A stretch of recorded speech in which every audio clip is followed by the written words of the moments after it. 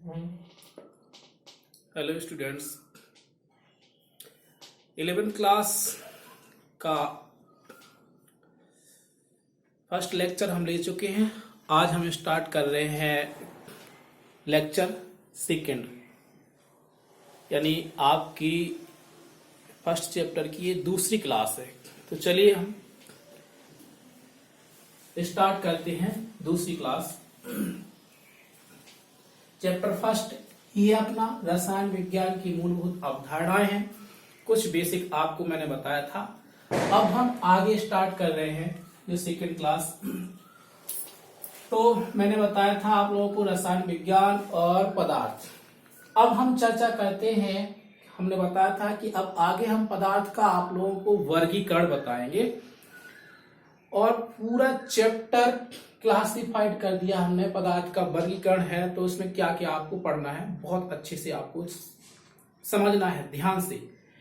और जो बच्चे लिखना चाहते हैं तो वो लिख भी सकते हैं, और जो नहीं लिखना चाहते हैं मतलब आप ज्यादातर आपको लिखने से पहले आपको सुनना है, ध्यान से देखना है, ध्यान रखना है आपको हमारी ओर। और आप बाद में भी लिख सकते हैं। आपको हम जो भी पढ़ा रहे हैं वो आपको नोट्स आपको व्हाट्सएप कर देंगे। आप व्हाट्सएप के लिए हमारे इस नंबर पर 8878361497 पर आप मैसेज कर दें तो आपको हम व्हाट्सएप पर सेंड कर देंगे। चलिए स्टार्ट करते हैं। तो आपको पदार्थ के बारे में मैंने बताया था कि पदार्थ, इसी को प्यारे बच्चों द्रव्य बोलते हैं। क्या बोलते हैं? द्रव्य।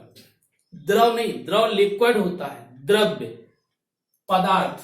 और पदार्थ के बारे में हमने बताया था कि पदार्थ हमारे आसपास की सभी वस्तुएं, चाहे वो सजीव हो, चाहे निर्जीव हो, चाहे वो मृत हो, हमारे आसपास की प्रकृति की सभी वस्तुएं जिनमें द्रव्यमान होता है जो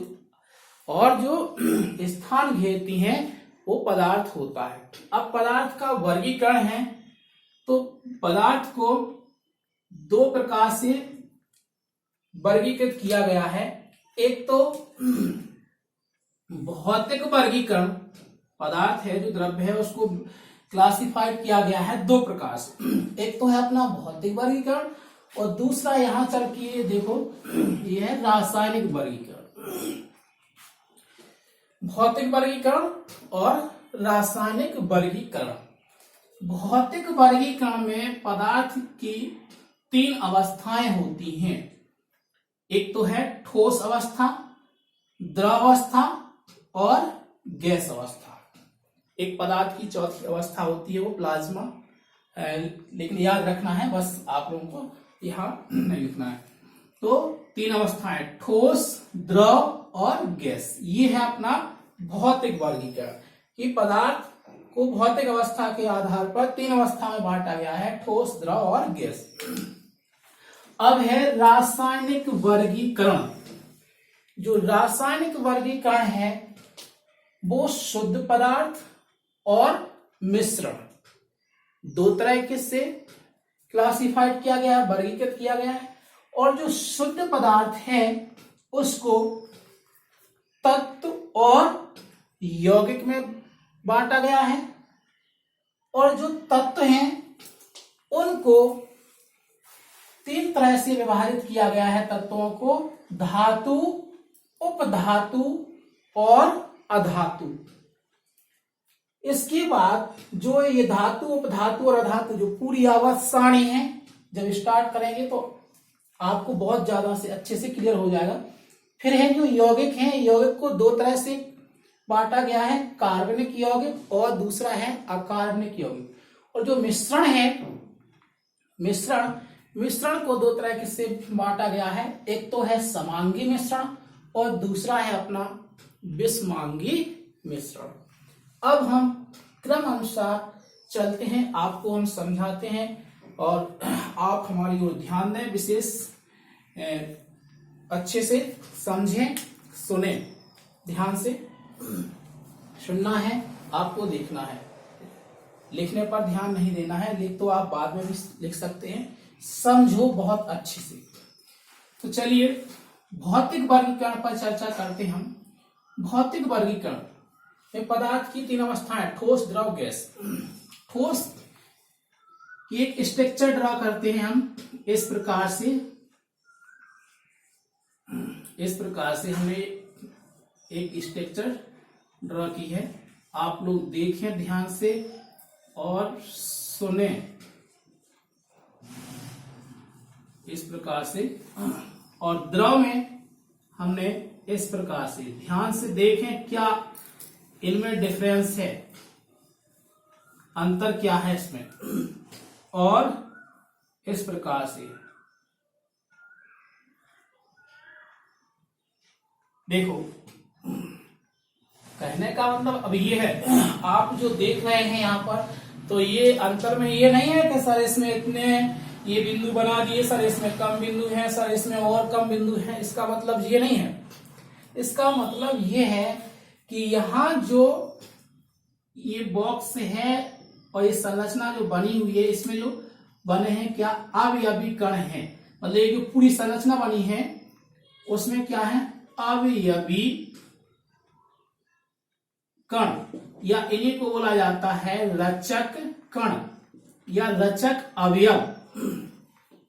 जो ये बिंदु बने हैं ये अवयवी कण हैं, कॉन्स्टिट्यूएंट पार्टिकल्स हैं, और इन्हीं को रचक कण भी बोला जाता है। यह अवयवी कण अणु हो सकते हैं, परमाणु हो सकते हैं, या आयन हो सकते हैं।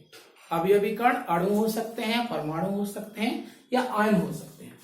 तो यहां आपको देखो, ठोस में जो अणु या परमाणु या आयन है या अवयवी कण है, तो ठोस के जो अणु हैं वो बहुत अधिक पास हैं, बहुत वेरी क्लोज हैं, और आपस में बहुत बिल्कुल सटे हुए हैं, बंधे हुए हैं ये।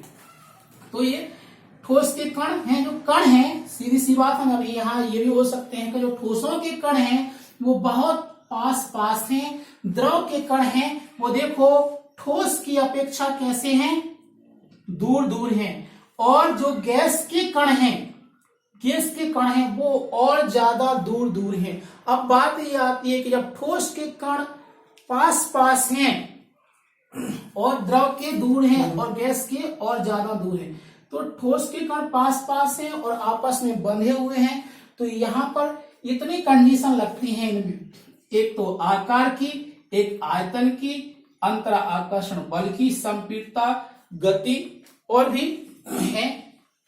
तो यहां बात ये आती कि ठोसों के कण के बीच में जो आकर्षण बल होता है, वो आकर्षण बल आपस में बहुत मजबूती से क्या होते हैं, बंधे होते हैं। जब ये आपस में मजबूती से ये ठोस क्या होंगे, बंधे होंगे। जब बंधे होंगे तो इनमें गति नहीं हो सकती है। अरे भाई सिंपल सी बात है कि जिसको तो अच्छे से बांध दिया जाए बहुत मजबूती से, वो भाग सकता है क्या? नहीं। तो ऐसे ये कण हैं जो आपस में बंधे होते हैं, तो उनमें गति नहीं होती है।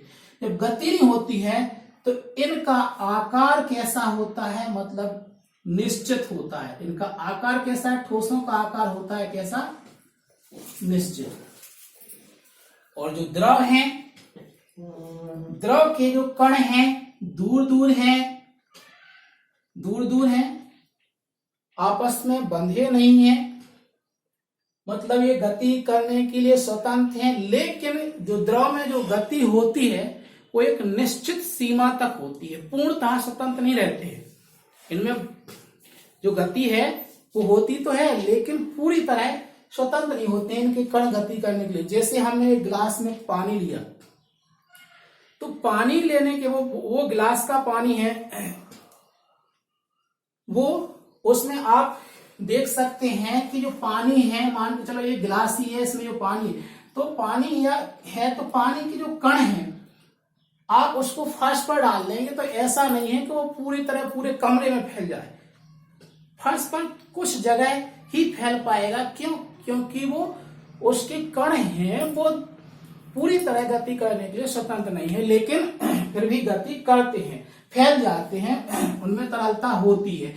तो इसका भी तो आकार कैसा होगा, द्रव का आकार निश्चित नहीं होगा, इसका आकार निश्चित अनिश्चित होगा। सीधी सी बात हम बोल सकते हैं, कैसा होगा? अनिश्चित, निश्चित नहीं होगा। क्यों? क्योंकि द्रव का आकार पात्र के ऊपर डिपेंड करता है, कंटेंट के ऊपर डिपेंड करता है। जिस पात्र में हम द्रव को लेते हैं, पानी को जिस पात्र में लेंगे, गिलास में लेंगे तो गिलास का आकार, थाली में लेंगे तो थाली का आकार, जिस पात्र में लेंगे हम, बोतल में ले लेंगे तो उसका आकार, जिस पात्र में लेंगे उसी का आकार ग्रहण कर लेता है। तो द्रव का आकार निश्चित नहीं होता है। कैसा होता है? अनिश्चित होता है। अब बात आती है किसकी? गैस की। तो गैस के अणु तो पूर्णतः स्वतंत्र होते हैं गति करने के लिए, क्योंकि ये बहुत दूर दूर होते हैं। इनमें आकर्षण बल ना के बराबर होता है, तो इनका आकार तो भी अनिश्चित होता है, मतलब कि निश्चित नहीं होता है। इन ठोसों का आकार निश्चित होता है, द्रव का आकार सीधी सी बात निश्चित नहीं होता है, गैस का आकार भी निश्चित नहीं होता है। अब सेकंड बात आ गई है किसकी? आयतन की। तो आयतन, ठोसों का जो आयतन वो निश्चित होता है। कैसा होता है? निश्चित होता है। और द्रव का आयतन निश्चित होता है, गैस का आयतन निश्चित नहीं होता है।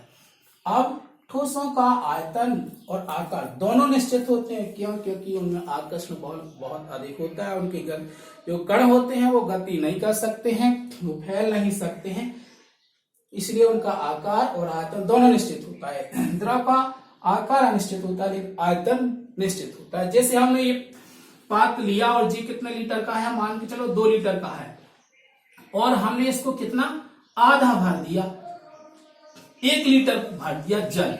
1 लीटर, 2 लीटर का है, 1 लीटर जल भर दिया। तो 1 लीटर जल भरा है तो ये 2 लीटर का है तो आधा ही स्थान घेरेगा, ये आधा ही भरेगा, मतलब इसका आयतन निश्चित हुआ ना। 1 लीटर भरा तो 1 लीटर का ही स्थान घेरा। लेकिन गैस में ये सिलेंडर मान के चलो यहाँ 5 लीटर का है और हमने इसमें 1 लीटर गैस भरी हुई है, तो ये गैस है वो पूरे सिलेंडर की दीवार के चारों ओर फैल जाएगी। वही इसका आयतन, फैल जाएगी मतलब पूरा भर जाएगा चारों। तो ये पूरे स्थान को क्या कर लेगी? दीवार के स्थान को, सिलेंडर की दीवार को क्या कर लेगी? घेर लेगी। मतलब ये 5 लीटर का है, 1 लीटर भी भरा है, तब भी इसने पूरे उसको पात्र को क्या कर लिया है? चारों ओर से घेर लिया है। और 2 लीटर भरेंगे तब भी ये पूरे पात्र को की दीवार को घेरेगी। 3 लीटर भरेंगे तब भी ये पूरे पात्र की दीवार को घेरेगी। तो कहने का मतलब है चाहे 1 भरो, चाहे 2 भरो, चाहे पूरा जितनी इसकी लिमिट है उतना भरो, ये पूरा स्थान घेरेगी। तो मतलब इसका आयतन जो है वो निश्चित नहीं है। तो 2 पॉइंट क्लियर हो गए। ठोसों का आकार और आयतन निश्चित होता है, द्रव का आकार निश्चित नहीं होता है, आयतन निश्चित होता है। गैस का ना आकार होता है ना आयतन होता है। ओके, अब बात आती है अंतर आकर्षण बल। तो इसकी हम बात पहले ही कर चुके हैं कि ठोसों में अंतर आकर्षण बल होता है, वो बहुत ही स्ट्रांग होता है, बहुत ही मजबूत होता है। तो ठोसों में जो अंतर आकर्षण बल होता है वो बहुत अधिक या बहुत मजबूत होता है। द्रव में आकर्षण बल होता है जो कणों के बीच या अवयवी कणों के बीच जो आकर्षण बल होता है वो ठोसों से कैसा होता है? कम होता है। ठोसों से कम होता है, ठोस की अपेक्षा कम होता है। और जो द्रव में आकर्षण बल होता है वो ना के बराबर होता है या नहीं होता है। गैस में जो आकर्षण बल होता है, गैस की बात कर रहे हैं, तो गैस में जो आकर्षण बल होता है वो ना के बराबर होता है। द्रव में तो होता है आकर्षण लेकिन कम होता है, किससे? ठोस की अपेक्षा। और जो गैस में आकर्षण होता है या गैस के अणुओं में जो आकर्षण बल होता है वो ना के बराबर होता है, नहीं होता। दूसरी बात आती है क्या? संपीड़ितता। क्या आती है? संपीड़ितता।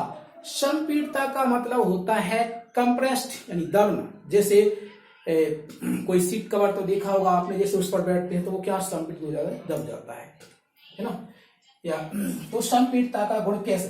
तो ठोसों को आप दबाएंगे, जैसे रबर है, रबर को जैसे दबाते तो वो थोड़ा कुछ सीमा तक दब जाती है। लेकिन स्प्रिंग है कोई, उसको ऐसा करते हैं तो ऐसे ही ठोसों को, जैसे ये ठोस मगर का इसको आप दबाएंगे तो नहीं मिलेगी, तो ठोसों में संपीड़ितता नहीं होती है, मतलब ये कंप्रेस्ड नहीं होता, ठोसों में संपीड़ितता नहीं होती है। द्रव में संपीड़ितता वेरी लेस होती तो है, बहुत कम, बहुत बहुत कम संपीड़ितता होती है।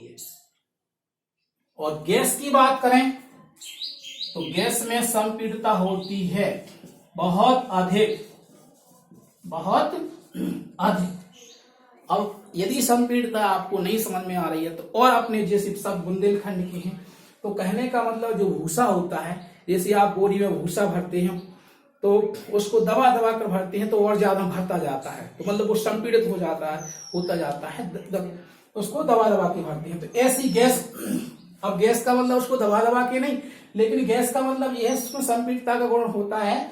तो ये है कि जैसे हमने बताया कि 5 लीटर का पात्र है, उसमें 1 लीटर गैस भरी हुई है, तब भी उसने पूरे पात्र की दीवार को, ये स्थान को क्या कर लिया है, घेर लिया। 2 लीटर भर रहे हैं तब भी घेर लिया। तो आप कहेंगे सर 1 लीटर भर गया तो 2 लीटर कैसे बनेगा, 5 लीटर का है ना वो, तो इसीलिए क्योंकि 1 लीटर भरते हैं तो दूसरा एक और लीटर भरेंगे हम, तो वो संपीड़ित हो जाती है गैस, और उसमें फिर वो दूसरा एक जो दूसरा लीटर भरते हैं तब वो बन जाता है। ऐसे ही हम उसमें 5 लीटर तक जिसकी उतनी क्षमता है उतना भरेंगे, तब भी वो पूरी गैस कंप्रेस्ड हो जाएगी, संपीड़ित हो जाएगी, और उतनी जितनी उसकी लिमिट है उतनी मात्रा उसमें बन जाएगी। तो गैसों में संपीड़ितता का गुण होता है वो बहुत ही अधिक होता है। अब बात आती है कि क्या गति, तो वेरी सिंपल है कि ठोसों के जो कण होते हैं वो आपस में मजबूती से बंधे रहते हैं, जब बंधे रहते हैं तो उनमें गति होती नहीं है, गति इनमें होती नहीं है। द्रव है तो द्रव के अणुओं में गति होती है एक निश्चित सीमा तक, मतलब हम कम कह सकते हैं, कम होती है निश्चित सीमा, और गैस के अणुओं में तो गति बहुत अधिक होती है, यानी पूर्णतः स्वतंत्र रहते हैं इनके जो कण हैं, तो इनमें गति कैसी होती है, बहुत अधिक, यानी कि जो कण होते हैं वो गति करने के लिए पूरी तरह स्वतंत्र रहते हैं। तो चलिए अब आपको हम यहां कहते हैं कि जैसे द्रव्य है, आपको अच्छी तरह से पहले बता दिया था, द्रव्य या पदार्थ का जो वर्गीकरण है वो भौतिक अवस्था के आधार पर 3 प्रकार से उसको बांटा गया है, ठोस, द्रव, गैस। तो ठोस, द्रव, गैस में जो अंतर है वो आपको अच्छे से समझ में आ गया होगा। ठोसों का आकार निश्चित होता है, द्रव का आकार अनिश्चित होता है, गैस का आकार अनिश्चित होता है। ठोसों का आयतन निश्चित होता है, द्रव का आयतन निश्चित होता है, गैस का आयतन अनिश्चित होता है। ठोसों में आकर्षण बल बहुत अधिक होता है, द्रव में बहुत कम होता है, गैस में बहुत अधिक, वो गैस में आकर्षण बल ना के बराबर होता है या बिल्कुल होता ही नहीं है। संपीड़ितता, तो ठोसों में संपीड़ितता का गुण नहीं होता है, द्रव में संपीड़ितता का गुण वेरी लेस, बहुत कम होता है, गैस में संपीड़ितता का गुण सबसे ज्यादा होता है। तो भौतिक वर्गीकरण आपको, मुझे आशा है कि बहुत अच्छे से समझ में आ गया होगा। अब हम चलते हैं रासायनिक वर्गीकरण पर। तो रासायनिक वर्गीकरण है ये थोड़ा सा इससे बड़ा है, तो हम इसको अगले क्लास में, हम अगली क्लास लेंगे, जो ये 2nd क्लास है। अब 3rd क्लास लेंगे तो आपको रासायनिक वर्गीकरण पूरी तरह से क्लियर हो जाएगा और इस चैप्टर का पूरा डिटेल हो जाएगा। इसमें आपको अवसारणी भी मिलेगी पढ़ने को, इसको भी पढ़ाई जाएगी, पूरा वर्गीकरण आपको अच्छे से बताया जाएगा। तो अब आप लोग ये भी है कि वीडियो को बार बार देखें, समझें, इसके बाद आप लोग नोट्स बनाएं और व्यवस्थित तरीके से जैसा जैसा हम बोल रहे हैं वो आप लिखते चलें। और फिर यदि आपको कोई दिक्कत आ रही है तो आप हमसे बोल सकते हैं, तो आपको हम व्हाट्सएप पर आपको जो पढ़ाया है वो आपको सेंड कर देंगे, तो आप व्यवस्थित आप क्या कर सकते हैं, लिख सकते हैं। दूसरी बात, आपको एक विशेष हमारी तरफ से कहना है कि आप सभी स्टूडेंट्स अपने क्लासमेट को, अपने फ्रेंड्स को वीडियो को ज्यादा से ज्यादा शेयर करें और लाइक करें और चैनल को सब्सक्राइब करें, क्योंकि अभी हम वीडियो आपको सेंड कर रहे हैं और लाइव क्लास के लिए 1000 सब्सक्राइबर की जरूरत होती है। तो जितने जल्दी 1000 सब्सक्राइबर हो जाएंगे उतने जल्दी आपकी YouTube पर लाइव क्लास चलने लगेगी। क्योंकि जो जूम ऐप पर लाइव क्लास से उतना बेनिफिट नहीं है, क्योंकि उस पर जो एक बार पढ़ा दिया वो दोबारा आप नहीं देख सकते हैं, लेकिन YouTube पर जो पढ़ाया गया है वो आप बार बार देख सकते हैं, वीडियो कई बार देख सकते हैं, आप उसको और समझ सकते हैं। जो भी दिक्कत आती है तो एक बार फिर से देख सकते हैं, फिर से आप समझ सकते हैं। इसलिए YouTube का जूम ऐप से ऑप्शन बहुत ज्यादा बेटर है। चलिए तो आज हम इतना ही रहने देते हैं और अगली क्लास में आपको हम रासायनिक वर्गीकरण पढ़ाएंगे।